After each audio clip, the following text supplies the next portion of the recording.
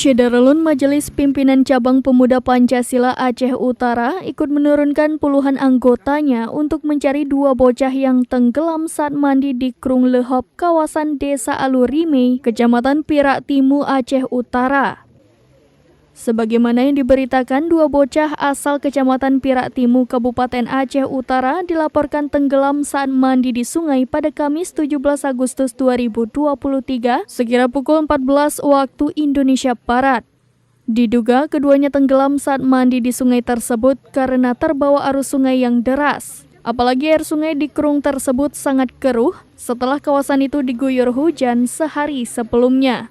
Ketua MPC Aceh Utara Ali Kuba kepada serambinews.com menjelaskan, setelah pihaknya mendapat kabar ada dua bocah yang tenggelam, ia langsung memobilisasi anggotanya ke lokasi.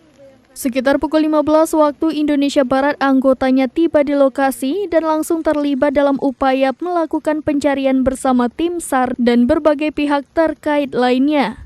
Menurut Ali Kuba, dalam upaya pencarian, sejumlah anggota yang ahli berenang dan menyelam langsung diterjunkan ke sungai.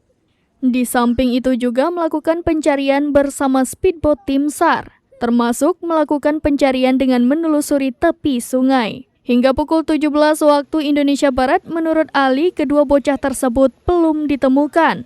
Namun dipastikan anggota PP Aceh Utara akan terus bersiaga di lokasi hingga kedua bocah yang tenggelam tersebut ditemukan. Apalagi di lokasi sudah dibangun tenda untuk digunakan tim yang sedang melakukan pencarian.